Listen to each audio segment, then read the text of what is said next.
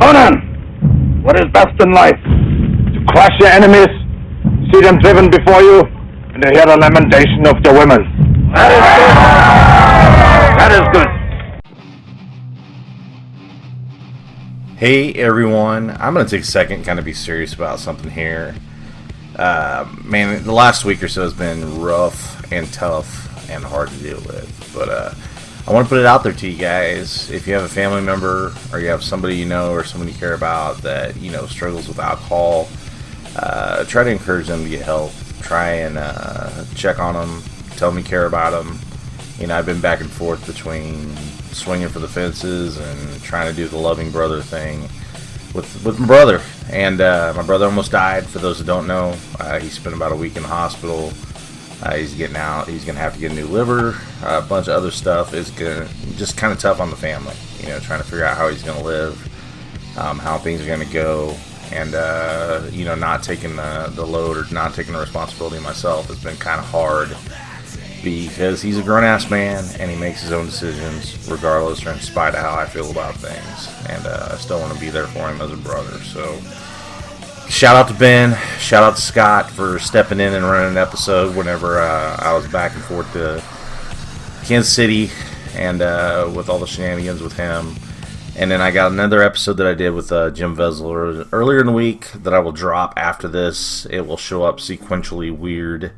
But it was recorded earlier, so it gets the earlier number. But this is the Friday episode, so more fun, more joking around. Scott Rumple, if you guys don't know, is a Space Wolves player who won a major, and he won a major with Space Wolves.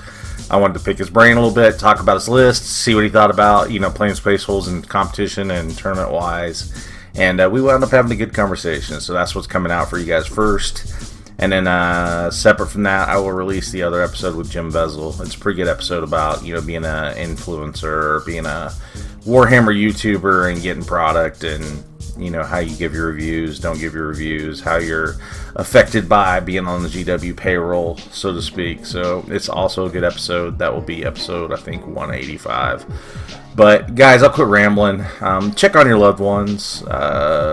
You know, brothers, sisters, family, whatever. Don't let people be isolated. Let them know you love them. Let them know you're there for them. And sometimes you just gotta let a little bit of shit go and realize you're not responsible. And people are grown adults, but you can still love them and care for them. So, talk to you guys soon.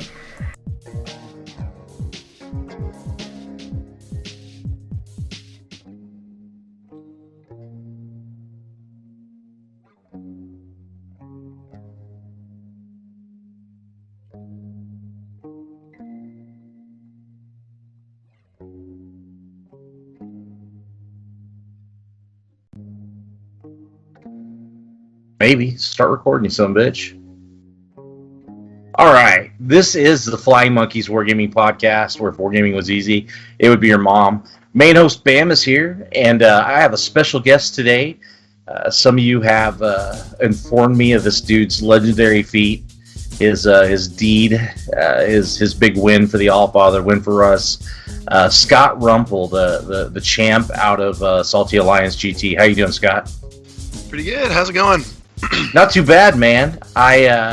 You know, like I said, I premise this with, I've been, Space Wolves have been my main chick in 40k for decades now, and, you know, I take them to, I take them to GTs, and I've gotten a third a couple times, and other than that, I can never seem to get much higher, and I've been frustrated with the book, frustrated with the list, and win a freaking major, man. That's awesome. Congrats. Well, thank you very much. Yeah, I'm mostly in the same boat as you. I feel like I've been beating my head against a wall with Space Wolves.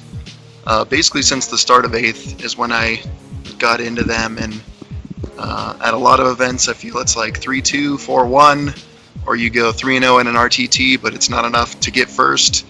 So I know what you mean. Yeah. And that's kind of my thing. Is like I can do pretty well RTTs with them. You know, I can win RTTs with them, but I go to GTs. I'll go 3-0 day 1, and then just crap the bed day 2. Yeah, I definitely know what you Frustration mean. level's high. So when you went into this, let's talk your list a little bit. Let's walk me through your list and tell me what your thoughts were for list construction, what things you had in mind, what were you trying to do, what you thought would work. All right, I'll just run through the list real quick. So it is a successor chapter. I got turned on to that idea from one of, I think it was the Art of War podcast. There's a WTC guy in Europe who's doing well with a list that kind of inspired this one. So I sort of copied the list, and then I've been tweaking it and changing it based on the models that I had and, my games here. But so it's a successor chapter, Born Heroes and Whirlwind of Rage. So +1 to hit, and then exploding sixes in melee. Then I've got a chapter master with jump pack, Rites of War for OBSEC, and then the Frost Weapon double lightning claws, Phobos Librarian with Murderous Hurricane and Instincts Awoken for Fight Last and No Overwatch, and get into Assault Doctrine early. The Primaris Chaplain on bike, he's one of the main pieces. I upgrade him to a Wise Orator, give him Advance and Charge.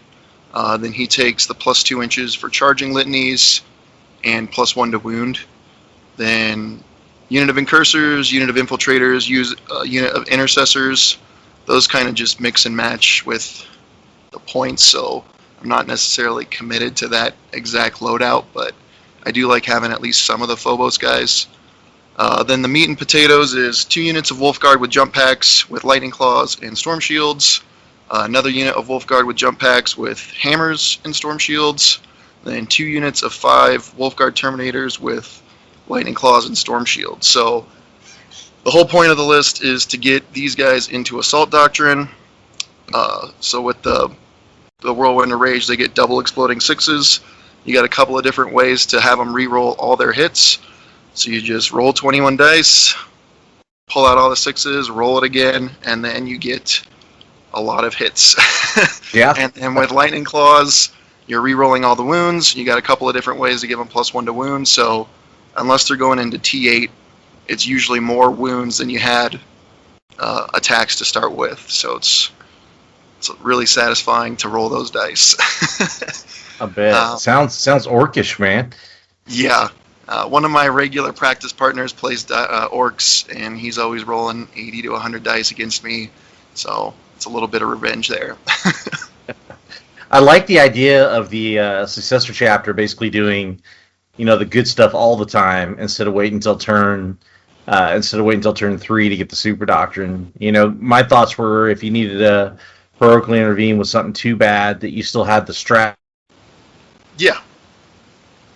Is that kind of your philosophy you use for that? Yeah, so you still have the strat, and honestly, once they switched it from 6 inches on characters, which I thought was amazing, to just 3 inches army wide, I think against good players, it's very rare that it comes up. 3 inches is really easy to play around, so most of the time I felt that part of the normal Space Wolf chapter tactic doesn't really come into play. The stratagem's fantastic, so I really don't think you lose that much going as a successor. Same thing with the named characters. I see a lot of people running Bjorn right now, and he's pretty cool, but I don't know, I think you gain so much more with the successors. Yeah, I think Bjorn's a bit overpriced for a dude rolling around with no invuln save. Yeah. I agree. I wish he had at least a 5-up. I mean, he's tough and he's a character, but yeah, for almost 200 points, anyway. You know why I picked a successor at the end of the day there. So the last elite slot then would be a Relic Contemptor with the Volkite, kind of just hopped on the bandwagon there. There's a reason everyone's running it. It's pretty awesome just to have them, stick in the back corner and get all those shots all game. I got the MVP Fido, my lone cyber wolf. He's really good at He's just really good at standing around, standing on an objective, standing in the middle of the board. Most of the tables at our event were the Vanguard tactic tables. I don't know if you've seen those. Okay. And he happens to be just a little bit shorter than those windows. So he can hide on basically almost any table, really anywhere. So You see him all in a lot of lists, but he's really good. And it's just really frustrating for the other person to have to either put a full, gun into shooting at him, and then he's a little tougher than you think. If you can even see him, then he can screen out, and for 15 points, he's awesome. I get why people run 3 of them sometimes. Yeah, the list I had 3, so yeah, I know the utility there. Yeah, they're very useful. I've got a random invader ATV in my list. Yeah, I was going to ask about that. What was the thought process there? Don't overthink it. I was making some last minute tweaks, and I was trying to find a way to get a little bit more shooting into the list without totally rewriting the list. So I was able to, shuffle a few points around, and I happen to have that model. So I'm not totally sold on it. I mean, it's kind of convenient for 80 points. It's got a good amount of DACA, but it kind of just happened to be that I had the model, I had the 80 points or whatever it is, and it was painted. So okay. And then the last thing is the long things with multi-meltas and a drop pod, so they can come down and blow up big threats that I need them to. Yeah, I saw you brought 4. How come you haven't really jumped on the using 5 of those? So it started as in the early stages. I was putting Blood Claws in the jump pack too, so I needed 2 units of 5. Then I went away from that. Then I don't know. It sort of just stuck. And with 4 of them, you can usually kill whatever you need to, especially with the Cherub. And then I end up buffing them up with Keen Senses a lot, so they hit pretty reliably. And I don't know, it's like 40 points for another dude with a multi-melta. And they almost always immediately die the next turn anyway, so... I mean, I also tested putting a Wolfguard pack leader in there with a Storm Shield just to, give them a little bit of extra resilience, but it just ended up being so many points for, the unit that came down, blew something up, then died anyway, so... Right. 4 seemed to be the number that worked for me. How good were they at killing most? What did you go after with them most times? They're kind of frustrating to me because I feel that they either overkill whatever I have them look at, or they totally whiff. So in my first game, I played Dark Angels, and all of them shooting and then shooting again with the Cherub. Couldn't kill a Redemptor Dreadnought that wouldn't have even gotten an armor save. In my second game, they came down and they shot at a Telemon Dreadnought, did a whopping 0 wounds. In my third game against Admek, they came down and killed 2 of those, what are their boats called? The out of line of sight shooting. Oh, the Scorpius, whatever. Yeah. Yeah. They blew up one of those, and then the Cherub shot again, and then they did like 9 wounds to the other ones. So they overperformed in that game. They did really good against the Death Guard. They killed the little dude with the lawnmower guy. What is the name of that thing? Bloat drone? Yes, killed a couple of those. And then against the Sisters in my last game, they really just killed a Rhino, but they ended up scoring a ton of points in that game because I got to go second, and it was priority target. So by landing in the middle, they got me domination, Oaths of Moment, and priority target by just landing in the middle. And then it popped the Rhino that had the Repentia, which I was able to kill some more after it got popped. Nice. So sounds like you're maximizing the efficiency you can get out of them. So. Yeah. I go back and forth with them. I see a lot of people running the Eradicators, but I do feel that guaranteeing to get to use the drop pod, never having to worry about hiding your Eradicators or getting them stuck in a spot where they might not be able to shoot. I think the drop pod just gives you a little bit more flexibility, and then having your opponent have to deal with trying to hide and screen out from a turn 1 drop pod that can land just about anywhere is, I think it's a good advantage to have. I agree. Well, so you talked a little bit about your games. Let's go through your games. What did I think you said something to me about you managed to dodge the Drukhari bullet. That is true. hypothetically, how do you feel like you matched up against Drukari if you would have gotten that matchup? So I have 2 games with this list against Drukari, and I'm 1-1. There's a really good player on our team, Dave Johansson, who plays just about every army in the game, and he copied Nick Nadavati and John Lennon's list, and we played each other in a practice game, and he trounced me. I played another Dark Eldar player on my team, another good player, and I was able to. He tabled me, but I was able to win on points. So I don't think I have, the solution to Dark Eldar. They're obviously very strong. I did know going into this event, though, that most of the people in our area, they're not, meta chasers. They're not going to jump to a new army. So I think we only had 4 Dark Eldar players in a field of 64. So the odds of bumping into them were pretty low. So honestly, I was just hoping to dodge them, and I don't know what the odds are, but 4 out of 64, it's not that great. Yeah, of odds to face them. If I have one bad matchup, that's who I'm going to wind up playing round 1. That's just how my stuff rolls. So yeah. All right, so I got you off track there, but let's go through. So what'd you have round 1? What'd you play against? Round 1, I played Sean Sharp, Dark Angels player. He actually traveled down from Idaho for the event, which was pretty cool. Kind of a back and forth game. It was one of the 6 objective missions, so we had to. I was glad I played against another Marine player on that one. In general, I don't like the 6 objective missions. I just feel it's hard to get the hold 2, hold 3, hold more, and then having to spread out that much is not as much as I like to. I really like the odd number objective ones, the 5 objective, and then when there's an objective in the middle.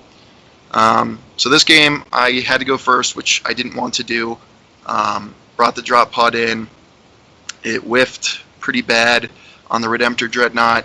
And then I couldn't even kill it with the Volkite. I was hoping to have the Volkite shoot somewhere else, but it had to try and get the last couple of wounds off the Redemptor, and it wasn't meant to be. So not off to a great start. He moved some of his Deathwing and Ravenwing stuff up towards me, which in general I'm always pretty happy about. And then on my turn 2, I was able to charge a good chunk of my stuff into his Terminators. And even with the rerolls with the Lightning Claws, those guys are pretty resilient. I do think he overcommitted coming into the middle, because what ultimately ended up letting me win the game was he left a gap in his backfield, and I took Assassinate against him. So on the next turn, after he had killed a decent amount of my stuff, I was able to land units behind his, and I took one of his home objectives that was being held by his Apothecary and his Librarian. So he lost some of his buffs, and then at that point I was able to start pulling ahead on the primary. So it ended up being pretty close, but I was able to pull that one out. But yeah, the big thing I was happy about was to get one of the six objective missions out of the way there. The second game, it was kind of the same thing. It was against Custodes. He had a lot of heavy hitters in his list, but it was another 6 objective mission, and I think he only had like 9 units or something in his whole army. So I knew he was going to have to keep some stuff back to babysit, or he would just lose on primary right off the bat. So I deployed most of my stuff on the board actually this game, which kind of depends. I was really worried that he could if I just put troops on the objectives, he had some Custodes bikes that would be able to come clear some intercessors or infiltrators really easily. So I had my center objective with the infiltrators, and then the 2 on the left and the right of the table with the 1 squad of Terminators, as well as the Incursors and the intercessors, just to keep those safe. I went first again, dropped down the drop pod, did a whole lot of nothing, and then I sort of moved up on the left side of the board. His first turn, he came out to play, which I was thankful for. I think it would have been a little bit tougher if he just stood back, because I think he did have more shooting than me. He had a Telemon, a unit of 6 of the Venatari, those jump pack pistol guys, and he was able to clean up the Meltapod pretty quick after it did nothing, but he moved up, which I was thankful for. So on my turn 2, I was able to charge one of the unit of Terminators and 2 of the units of Wolfguard into his Sword and Board, Shield Brothers, whatever they're called, as well as the Telemon Dreadnought. And the way that I piled in, I was actually able to get more OBSEC bodies onto his objective than he had. So at that point, I just committed to that side of the board, and I never let him have that objective back. So I was getting hold 2, hold 3, hold more to his hold 2, so I ran away with the primary pretty quick there. One of the themes of this list is I usually don't end up killing people. It's really just about the mission. I think in at least 4, but I think all the games I ended up losing more models than my opponent. Oh, wow. Yeah. So, I mean, it took me a while to figure that out, especially playing Space Wolves, where in 8th I would just run a whole bunch of Wolfen, and my games would usually be decided by I could either table them or get tabled. But now it's really just designed to play the mission the best that I can. And I think Rights of War and most of my list being core, so getting to be OBSEC is a really big tool for that. Okay. Well, and this was supposed to be the edition where we play the mission, so it's it sounds like you figured that out. So what'd you go on to for your next game? So and this one will be the example of that as well. So the next game was against Admek, against Evan Stump. He's from St. George. I think he plays at Vegas a lot, but he's done really well in the past. I think he just barely missed LVO's top 8 in either 2019 or 2020. And on paper, I was really worried about this matchup because he could just blow me out of the water with the amount of shooting that he had. So he had 3 units of those, the Admek little, what are they called? The guys, the dog things. Oh yeah, I know what you're talking about. The annoying as piss. Yes. 3 wound model things. So. Yeah. 3 of those Scorpius out of line of sight shooting boats, a giant unit of Castellan robots, a dune crawler, and then Belisarius' Call to buff them all up. He had the guy with the Warlord trait to give him exploding 6s and shooting, just a ridiculous amount of bullets. So I was worried about this game because I figured he'd just blow me away depending on the table. And it was a mission that had 5 objectives, 1 in the middle and then the other 4 kind of in the corners. And I had to go first again, which I usually don't like going first. But on this game, I took Domination, Oaths, and what was the last secondary? Oh, Bring It Down, the vehicle killing one. Because I could get like 11 or 13 points if I was able to kill all of his vehicles.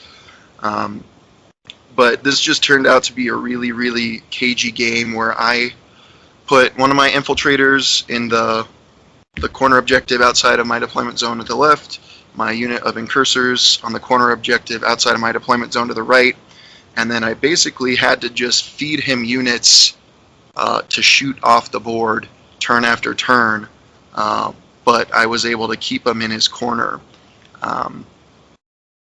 Because if he came out, he doesn't want to mess with any of my melee, and he can only use that stratagem on one of his units of dogs.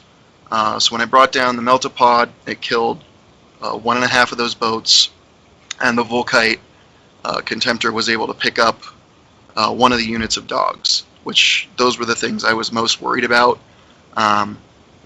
So for most of the turns, I ended up getting hold 1, hold 2, hold more, and he was only getting his hold 1. But what that meant was I basically had to put a unit in the middle of the board so I could get my points. which then he would blow away on his next turn. And then rinse and repeat. Yeah, but the reason it worked out so well was the infiltrators and the incursors were able to hide. So the only thing he could shoot at them with was the out of line of sight stuff. So I actually spent a lot of CP on stuff that you'd never think about, like re-rolling armor saves for dudes in buildings, putting transhuman on those units, just because I knew if I could keep them on the primary and keep him kind of pinned in his deployment zone, I'd be able to run away with the primary. So same thing like some of my other games. At the end of the game, I was out of most of my units.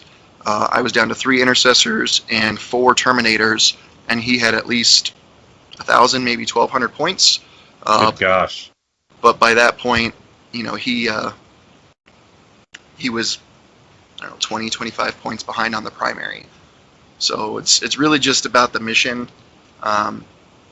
One thing I was kind of proud of figuring out how to play around his stupid dogs, because he was trying to keep me off of the middle because he figured out what I was doing pretty quick as well.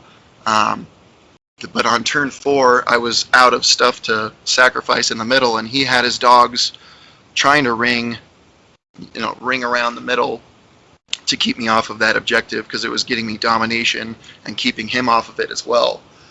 So I just moved my captain 12 inches to the middle of the objective, and then I charged those dogs. So he could run away, but if he moved off of the objective, that's would be points that he couldn't score. And if he left them anywhere on the objective, my captain would be able to get a 3-inch charge. And with the frost weapon lightning claws, he packs enough punch that he'd be able to pick him up. So, that was another turn that he only got the hold 5 or hold 1 for 5 points, and that was ultimately what decided the game there. Jeez, what's it sounds like a nail biter. So Yeah. what'd you run into next? After that was Death Guard against my buddy Brady. He's a local from Salt Lake. We've played before. Death Guard's pretty nasty. It took me a while to adjust to them because earlier in the edition I was running with a lot of power fists, and those just don't work at all against Death Guard. So the lightning claws do work a little bit better there, but really it's just going back to playing the mission. So in his list he had 3 plague burst crawlers, a few of those bloat drones, 40 poxwalkers, an 8-man blob of terminators, a 4-man blob of terminators, and then all of the support characters you'd expect to see in a Death Guard list. So this was one of the games when the Meltapod did work. I had to go first again, which I was actually okay with in this game because the Meltapod did work. Because on my first turn I got 2 of his bloat drones and a full squad of poxwalkers, which really helped as far as staying ahead on the mission. And then on my second turn I was able to get all of his other poxwalkers. So he still had his plague burst crawlers that were plunking away all game, which I could really never touch, and then his terminators. But once he had to commit with the terminators to one side, I thought I'd be able to kill him. I sent in the Wolf Guard with the hammers, let them hit on 2s. They had the rerolls, +1 to wound. Here, thinking I'm gonna pick up all these terminators. No, they killed like a model and a half. So I kind of noped on out of there. So I basically threw away 1 unit of my terminators and the hammered Wolf Guard with jump packs. Just had them fight for as long as they could, which was only another round of combat, and then had everybody else with jump packs peace out and grab the rest of the objectives. And they only move their 5 inches a turn, and if I move in 12 inches, I could just leave them alone for the rest of the game and just get the objectives. So same deal there. He finished the game with, I think, 10 of his 12 Terminators on the board and all 3 of his Plague Burst Crawlers, but that was, he could only score really one objective a turn there, so I pulled away on the primary again. Sneaking by. So I sense a theme here. Oh, which I think a lot of people, you're showing what people should be doing. It's a lot of people I think get so caught up in the old school, like I'm gonna just braveheart across the room or across the board into this other army and kill everything. And it's like sometimes if you just play the mission, it'll work itself out. Yeah, because if you get OPSEC Terminators or OPSEC Wolfguard, they can steal objectives from most about anything. And then the jump pack, you got 12 inches of movement. You combine that with our intervention stratagem, it's really easy to take and then hold those objectives. And that's where you score all the points. So the primary is 45 points, the secondary is 45 points. It's literally half the game is just getting those primary points. So if you can take an objective from somebody, prevent them from scoring the primary, even if that means you're going to lose, a unit or two of Wolfguard, I make that trade every time because you only get 4 chances to score those primary points. And if you knock somebody down to 5 points instead of 15 points, that's a huge percentage of the overall points available in the game. So that's really the way to play it right now, because we don't have the power that Dark Eldar or some of the other armies have to just, destroy destroy everything you want to. Right. So where are we at now? I think we're what, game? Yeah. So this is game 5. So game 5, yeah. So at this point there was 4 undefeateds left. It was Rich Kilton, my teammate, playing Orks against Death Guard, and then me playing against Timothy Bauta, a Sisters player who came up from St. George as well. Were the last undefeateds. I do have a Sisters player on my team, so I have a pretty good amount of practice against them, so I'm thankful for that. Sisters have a lot of nasty tricks, and they have some really awesome units and abilities and miracle dice, all of that. So I was kind of nervous about this game as well. But the luck turned my way. For this last game, I got to go second for the first time, and then the mission was priority target, which is probably the easiest. Yeah. Easiest secondary to score. So then I just picked domination as my third secondary. So I was able to just put my infiltrators in the back, move the objective. So, they're, without much effort, they're going to hold that objective all game, never really be threatened, and score me 15 points. And then I really just had to worry about domination and oaths. So which really came down to the objective in the middle of the table. So I just had to get there and control it, and I'd be scoring, basically 3 points a turn for 2 objectives 2 secondaries at the same time. So I hid my stuff the best that I could. He went first, and I do feel that one of his mistakes was he overextended both of his squads of mortifiers. And if you're not familiar with those guys, they are ridiculous. They run in units of 4, and each mortifier has 2 heavy bolters. So a squad of 4 dudes, they're like mini dreadnought, sister dreadnought kind of things. They have 24 heavy bolter shots apiece. So they can mow down Marines like it ain't no thing.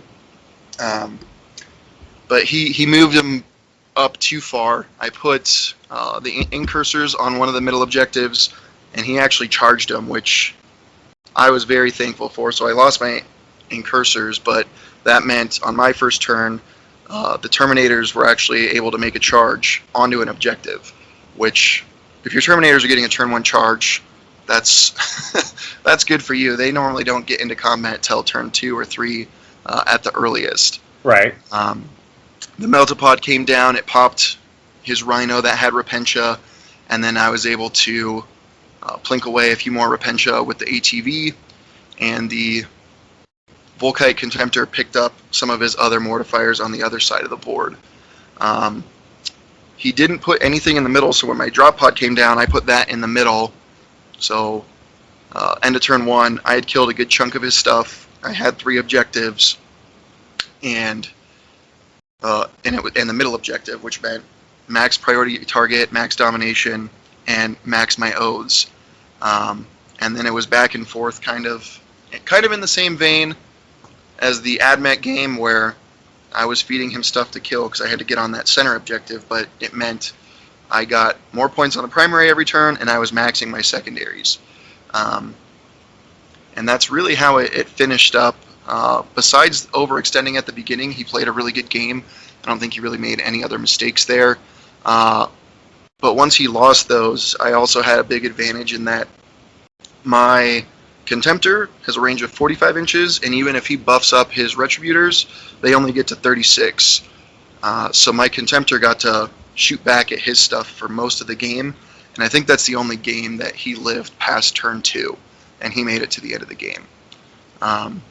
So I actually got a perfect score in that game because of the way the secondaries worked out, and it was enough that I actually jumped over the other top table by 1 point. Oh, wow. as far as battle points go. So I was thinking I was playing for second place going into the game, and probably, that's maybe how it should have worked out. But they had a close game on what would have been the top table, and I think they only got to turn 4. So their scores were, in the 80s instead of in the 90s. And then with my perfect score, I leaped up and I got first place. So I was very surprised to hear that, because when I wrapped my game up, other people came over and showed me, like, they're only on turn 4 on the top table. I was like, oh my gosh, I might have a chance. And then that's how it worked out. So I was thinking I was playing for second place the whole time, and then it, the All-Father blessed me. Yeah. And then that was it. That was the event. So that was Okay. Well, I was out being a dirty chaos player at a GT, Oh, and no. I actually wound up taking second. So it was.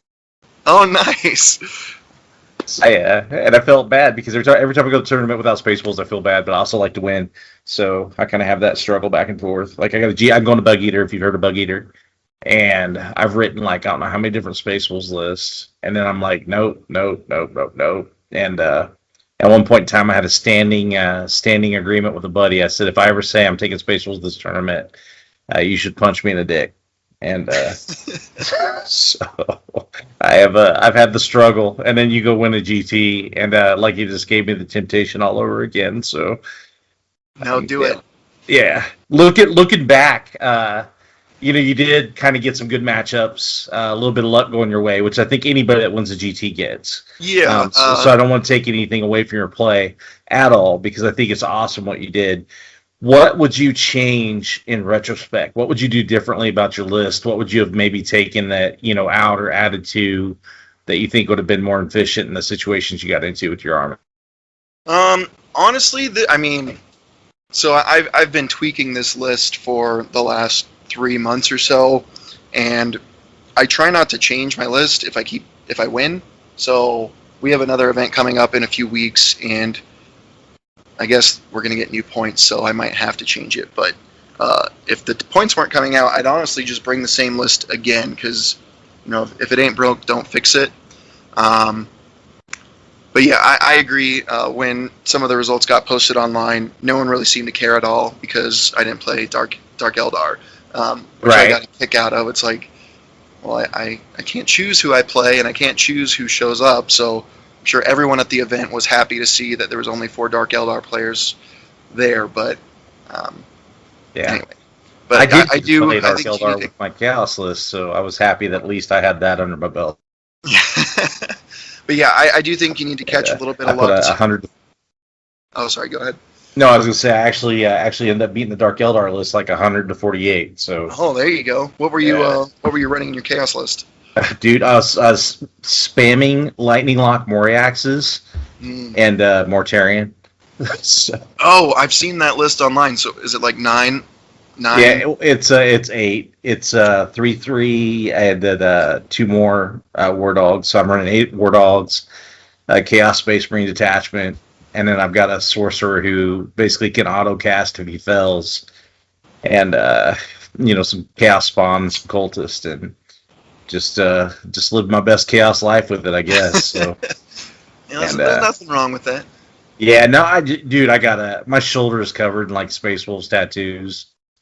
I got Space Wolves all over the house. Like I feel like a traitor. So I'm hoping with this points adjustment, since you brought it up, that basically chapter approved. Maybe puts them back in the hunt a little bit as far as being viable, because I see what other people take as far as like board presence and models and wounds and list, and you're playing pretty shorthanded with Space Wolves sometimes in that regard. Oh, I definitely agree, and I wouldn't say we're top tier, but we're middle, maybe to above average is where I would place us. But yeah, with Dark Eldar, it's not the same as the rest of the armies. So we'll see what comes in this new book. The missions could potentially change that as well. I'm cautiously optimistic, but it's GW, so we'll see. Okay. Well, that's I will hope that your optimism plays out, because I need a miracle here. I was actually teasing a Games Workshop employee online the other day. Asked him if he could slip the Wolves book writer a 20, then because this book did not do it. So I don't know if they took it the way I meant it, but it is what it is. So. Scott, that's probably all we really need to talk about, man. So thanks for giving hope to the rest of the Volca Fenrique out there, and maybe letting us know that Space Wolves could do the thing if you have a can-do attitude and a little bit of luck on your side. So that's right. Congratulations on your GT win. Do you got anything you want to close her out with? No, I'm just a regular dude, so I don't have really anything to plug or anything like that. Yeah, well, it's cool. See, now you're Warhammer famous, man. Got you on the podcast and everything. That's right. So, all right, Scott, thanks for coming on. Everybody else out there, check out the Patreon. If you're not, like, share, subscribe to the YouTube channel. I am giving away a Drukhari Combat Patrol in a few days, so you got a few more days to get in there, get in on that. And I got some stuff going out to you guys on Patreon that have been following the podcast, and I appreciate it. And hope you guys enjoyed this one. We will be back next week. Hey, thanks. Game over, man. It's game over.